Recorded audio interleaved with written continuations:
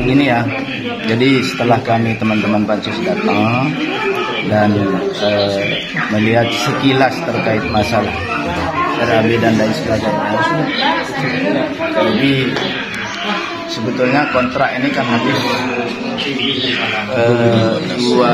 bulan 12 tanggal 23, cuma ada addendum dan itu sampai Januari tanggal 11 ya.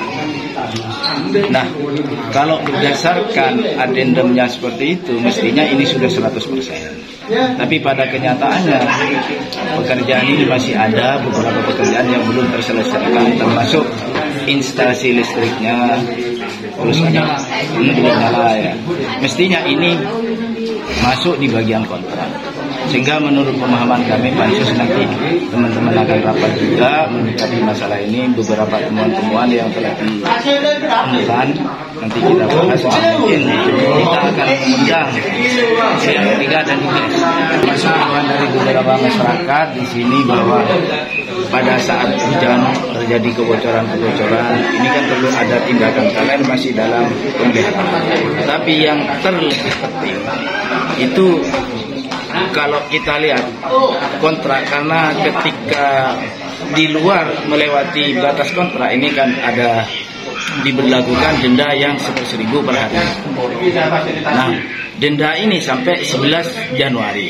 Tapi pada saat ini masih belum selesai 100%. Mestinya denda itu berjalan. Mestinya. Makanya nanti kita perlu klarifikasi dengan dinas dan pihak ketiga. Iya betul, karena ini masih tahap pemeliharaan.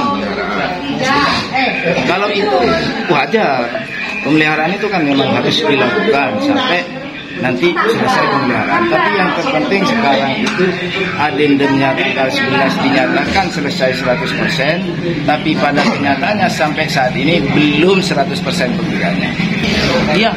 Iya, makanya nanti kita sebelum kita memberikan rekomendasi terkait masalah ini, kita akan mengundang dinas kesehatan, terus pihak ketiga dalam artian kontraktornya, baru nanti kita rumuskan sama teman-teman untuk menentukan rekomendasinya seperti apa. Sebetulnya banyak hal-hal yang kecil seperti peralon safety tank yang tadi Mas Saleh menemukan itu masih di atas, mestinya itu tertutup. Dikasih apa? Bagian atap yang bocor-bocor itu. Termasuk yang safety tank di belakang tadi. Iya, yang di samping belakang. Kayaknya bulan ini nanti rekomendasi BPK itu diberikan ke kita. Jadi kita masih belum tahu kerugian apa yang harus itu berapa, masih belum tahu. Nanti dikomparasikan dengan temuan BPK dan temuan kita. Laporan pembangunan memang 100%. Ya, tapi dari kontraktor ini belum kami bayarkan 100%, masih 90% ya. Masih 90% yang dibayarkan. Nah, jadi belum pembayaran 100%, tapi pembangunan sudah setelah selesai BPK itu memang selesai 100%. Ya. Nah, segala temuan-temuan yang disampaikan oleh Bapak Ketua Pansus tadi akan kami tidak lanjuti ke kontraktornya, ya, ke pelaksana. Nanti ini kan ada dalam masa pemeliharaan ya, nanti biar tidak lanjuti seperti itu. Dan usulan-usulan yang diusulkan oleh DPR tadi termasuk adanya rutinitas, pembuatan paving, pembuatan pagar, ya. Terus tentang SDM-nya yang harus menempati di sini di Pulau Mandangin ini dan tidak meninggalkan tidak PP, maksudnya harus menetap, itu nanti akan ditindaklanjuti. Terkait dengan pembangunan yang lain itu akan diusulkan nanti di tahun 2020. Berarti ini belum ditempati ya? Masih belum, karena ini IPAL, ya IPAL kan masih proses, ya masih proses pengadaan IPAL. IPAL itu masuk kegiatan yang belum, beda, ya beda kegiatan, ya. Dan juga nanti puskesmas ini kan sumurnya kan tidak ada ya, untuk ketersediaan air bersih kan tidak ada. Itu puskesmas sudah membuat sumur, tapi yang proses pengadaan pengadaan ini tandon terus sama sanyu ya, pompa air itu masih proses pengadaan lagi. Ya tidak apa-apa dipanggil dan kami akan menjelaskan. Seperti listrik kan katanya belum selesai ya. Ini kami sudah persetujuan dengan inspektorat ya, dengan KPKD juga. Kemarin sudah buat MOU ya antara pelaksana dengan PLN. Ya, kita langsung pelaksana dengan PLN-nya. Ya menyusul MOU-nya nanti akan disampaikan ke DPR ya oleh pelaksana.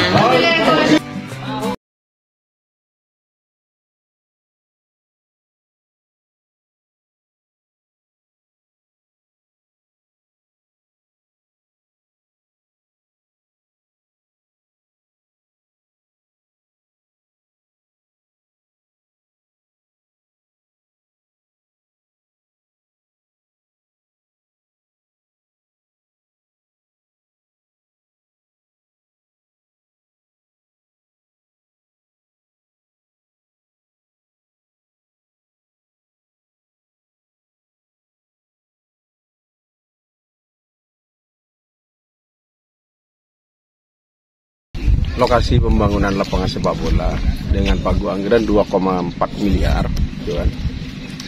Ada pekerjaan drainase, kemudian pemadatan tanah, rumput dan kawah sebagainya. Ya, saluran pembuang. Nah, setelah dicek antara saluran pembuang dengan pemadatan tanah ini tidak sesuai dengan gambar. Seharusnya saluran drainase itu dengan pemadatan tanah itu rata, digambar rata, di lokasi tidak rata. Kemudian rumput itu bergelombang. Mungkin ini satu, bisa saja struktur tanah ini tidak rata, kemudian tidak di-wireless ya. Kemudian yang kedua, bisa saja ini rumput yang ditanam ini tidak padat, artinya tidak rata gitu, sehingga tumbuhnya rumput itu tidak rata juga. Jadi secara gambar di perencanaan ini tidak sesuai sudah. Kemudian yang kedua, ada saluran pembuang, ada yang sisi ke utara, ada yang sisi ke selatan. Kalau selatan memang ada saluran pembuang, tapi yang sisi utara itu ada taman. Ini perencanaan juga gagal gitu kan. Jadi kalau misalkan air dibuang ke taman, otomatis taman rusak, mengakibatkan banjir, kemudian rusak. Gitu, ya. Selain lambat, ya memang kalau lambat memang tidak masalah, memang ada perpanjangan pekerjaan gitu kan ya. Tapi dari sisi pekerjaan ini kualitas kurang, gitu kan. Dengan dana 2,4 miliar itu kan. Jadi harapan masyarakat ini tidak sesuai dengan apa yang diinginkan oleh pekerjaan. Tindak lanjut nanti kita agendakan pemanggilan. Jadi semua pihak, baik itu dinas, pengawas, terutama kontraktor itu. Ini nanti kita dalami lagi. Tapi sementara saya secara gambaran awal bahwa antara tanah dengan drainase ini tidak rata, itu aja. Digambar rata. Kapan agenda ini? Antara Senin dan Selasa nanti. Ini pemadatannya setiap item ada dan dokumentasinya ada. Dan untuk saluran drainase ini pada saat hujan itu airnya banyak terserap juga di tengah. Nah, untuk yang keluar ini hanya sedikit. Yang keluar ke taman. Untuk yang sebelah selatan itu langsung ke saluran induk. Itu jadi aman. Kalau untuk air yang keluar dari ke lokasi Taman Wijaya ini ya, ini sedikit. Jadi itu tidak menyebabkan banjir dan lain-lain. Memang tidak disediakan saluran pembuangan ini. Mungkin nanti rencananya sampai ke sebelah timur, cuman kan dananya masih belum ada. Tanah pasti karena dampak hujan. Iya. Terus dengan penurunan langkah selanjutnya ini seperti apa dari perencanaan sendiri? Kalau itu lebih ke pelaksana nanti. Iya.